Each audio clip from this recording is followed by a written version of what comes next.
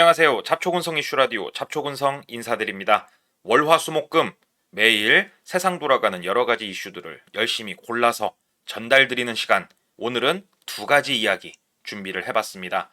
첫 번째로 한국은행 총재가 연설에서 이런 말을 합니다. 서울을 떠나라. 오, 이게 무슨 말이지? 큰일이 벌어졌나? 그래서 첫 번째 이야기로 한은 총재 연설을 가져왔고요. 두 번째로는 재판부마저도 경악한 김레아 사건에 대해서 한번 다뤄보도록 하겠습니다. 바로 넘어가 보도록 할게요.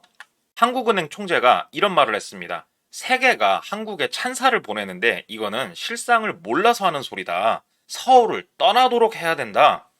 이 뉴스를 보면서 아니 이게 무슨 말이지? 무슨 큰일이 벌어졌나? 하고 봤더니 잠깐 구독, 좋아요 잊으신 거 아니겠죠?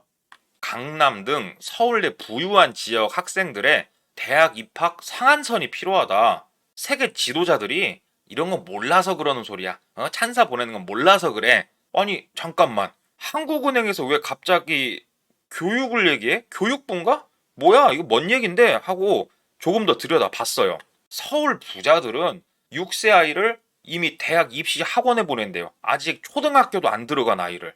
그리고 이렇게 교육에 대해서 너무 과도하게 경쟁을 하다 보니까 서울 우리 대치동 같은 데 유명하잖아요.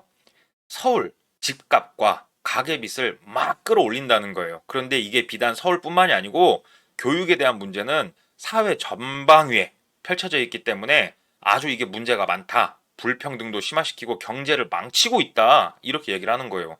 머리를 극적극적 하면서 보죠. 뭐 그래 틀린 말은 아닌 것 같은데 그래서 뭐라고 그러니까는 서울 상위권 대학 뭐 스카이나 아니면 그 비롯한 여러 대학들이 지역별로 사람들을 선발을 해야 된다. 서울에서만 아니면 뭐 전국적으로 이렇게 무작정 야, 자 시험 볼 테니까 커트라인 자 쭉 들어와. 이게 아니고 뭐 전라북도, 경상북도, 충청북도 뭐 이렇게 해가지고 지역별로 인원이 딱 있어가지고 그렇게 대학 입시를 해야 된다. 잠깐만. 무슨 말인데? 이게 뭐 어찌다고 하고 조금 더 생각을 해봤어요. 지금부터 곰곰이 이제 생각을 더 해봤어요. 그랬더니 이런 생각이 딱 드는 거예요. 아, 지금 우리나라는 서울에 금융, 정치, 기업, 교육 이것뿐만이 아니고 어떠한 분야가 됐건 모든 게 다 집중이 돼 있어요. 근데 다른 나라도 이건 비슷합니다. 한 나라의 수도는 이런 모든 게 다 집중이 되어 있으니까 수도지 않습니까? 그런데 우리나라가 가장 큰 문제가 뭐냐? 다른 도시에는 뭐가 없어요. 서울에 다 몰려 있지. 아니 한번 생각을 해보십시오. 대한민국에서 가장 내놓으라는 기업들 다 어디 있습니까? 서울에 있죠. 어디 뭐 실리콘밸리나 이런 것처럼 우리 그런 거 뭐 있어요? 없잖아요. 금융 다 서울에 있지 않습니까? 정치 전부 다 서울에 있지 않습니까? 교육도 이거는 진짜로 문제가 많아요. 얘는 아예 선택 자체가 없어요. 뭐 다른 데 공장이 뭐 지방에도 있고 하지 않습니까? 근데 교육은 그게 아니에요. 공부 좀 잘한다? 무조건 서울입니다. 다른 대안이 없습니다. 그리고 이러다 보니까 서울 경기에 우리 대한민국 인구의 45%가 밀집을 하는 거예요. 특히 경기도가 이제 인구가 많죠. 땅덩어리가 이제 크니까. 그런데 경기도가 왜 인구가 많겠어요? 이유는 딱 하나입니다. 서울에 붙어 있으니까. 그 정도로 우리나라는 서울의 쏠림 현상이 심해도 지금 너무 심한 거예요. 그러면 부지는 한정되어 있지. 사람들은 끊임없이 모이지. 모이는 이유는 거기에 모든 게 다 있으니까 서울로 모이는 거지. 이게 악순환의 고리예요. 계속 그 고리가 이제 도는 건데, 한국은행 입장에서 생각을 한 거예요. 내가 금리로서 어떠한 방향성을 제시를 하거나 정책을 좀 제시를 해볼까? 여러모로 생각을 해봤는데 답이 더 이상 안 나오는 거예요. 이 수요와 공급 법칙, 그리고 사람들의 욕망이 집약이 되면서 더 이상 어떠한 일반적인 방법론으로는 접근 자체가 안 된다고 생각한 걸 수도 있어요.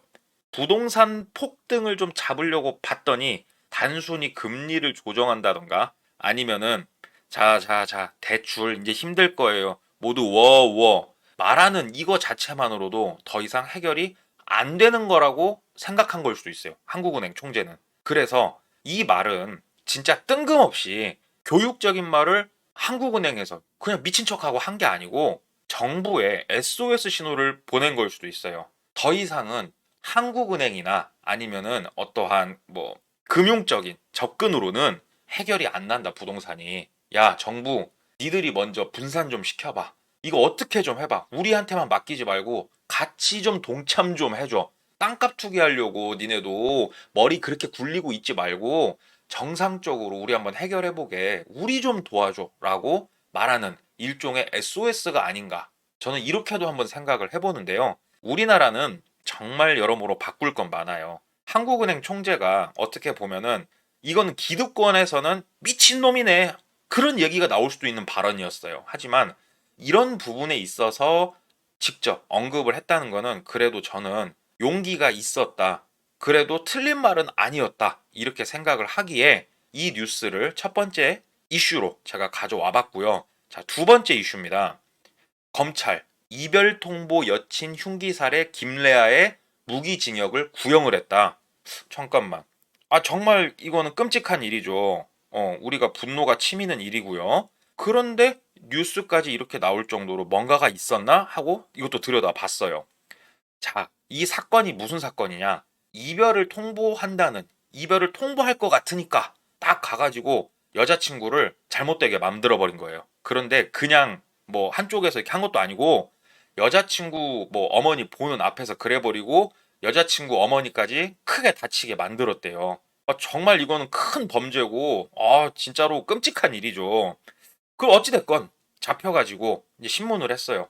야, 너 왜 그랬어? 뭐 때문에 그래? 그랬더니 제가 그때 두통이 좀 심하고 그래가지고 개보린 한 두세 알 먹었고요. 아침 대바람부터 소주도 좀 마셨어요. 제가 두통이 있으면 컨디션이 안 좋으면은 아침부터 좀 그렇게 먹습니다. 그래서 제가 기억이 잘 나지 않아요. 그리고 제가 예전에 군 생활할 때, 21년도겠네요. 군 생활할 때 제가 이렇게 돌아가신 분을 봤거든요. 수색 과정을 이렇게 하면서. 그때 받은 트라우마로 정신질환을 계속 앓고 있었어요. 제가 제정신이 아니었습니다. 저는 심신미약 상태였습니다. 이렇게 주장을 한다는 거예요. 뭐 이렇게 말하는 범죄자들 그동안 한둘도 아니었고 똑같은 개소리를 하는구나 하고 봤어요. 그런데 녹취록이 나온 거예요. 어디서 나왔냐? 이제 구치소에 있을 거 아닙니까? 그럼 부모를 접견을 했는데 부모님한테 뭐라고 했냐? 엄마, 10년만 살고 나오면 돼. 나 나오면 행복하게 살자. 사랑해 엄마. 이렇게 말한 것들이 또 녹취가 된 거예요. 그리고 법원에서 정한 병원에서 정신을 한번 봤어요. 어떤가, 이놈이 뻥이냐 진짜냐 하고 보니까는 병원에서 판단하기는 멀쩡하대요. 이 사람 멀쩡해. 지금 가짜로 이러고 있는 거야 라고 또 판단을 해줬어요. 야, 이 자식 진짜 나쁜 놈이네 하면서 이제 법원에서 최후 이제 진술을 할 거 아니지 않습니까? 법원에서 야, 마지막으로 할 말 없어? 탁 얘기를 하니까 최후 진술을 딱 한 거예요. 가족과 땡땡에게 너무 미안합니다. 얘기를 한 거예요. 그러니까 판사가 눈이 휘둥그레져가지고 이보세요. 땡땡 혹시 이거 집에서 키우는 강아지를 얘기하는 겁니까? 그러니까는 네, 저희 집에 있는 강아지요. 걔한테 너무 미안해요. 판사가 진짜로 경악을 했다. 뭐 이런 뉴스도 있었어요. 아니, 다른 사람을 잘못되게 만들어 놓고 미안하다고 말하는 방향이 내가 집에서 키우는 개한테 왜 미안해요? 일부러 제정신이 아닌 것처럼 보이려고 그러나? 와, 진짜로 너무 경악한 그런 이야기 하나가 있어서 제가 또 들고 와봤습니다. 검찰은 무기징역을 구형을 했는데 과연 법원은 어떠한 판단을 내릴지 조금 지켜봐야 될 것 같습니다. 자, 금요일입니다. 오늘 빡세게 일하고 퇴근을 하면 그래도 우리에게 토요일, 일요일이 기다리고 있지 않습니까? 힘내서 금요일 보내시고요. 저 역시 토요일, 일요일 잘 재충전해서 또 월요일날 찾아뵙도록 하겠습니다. 아래 보이는 메일 주소로 여러가지 사연들이 있다고 하면 적극적으로 좀 보내주십시오. 제가 성심성의껏 인터뷰하도록 하겠습니다. 이야기 들어주신 모든 분들 너무 감사드리고요. 특히 구독, 좋아요 눌러주신 분들은 100배, 1000배 감사합니다. 이상 잡초근성이었습니다. 감사합니다.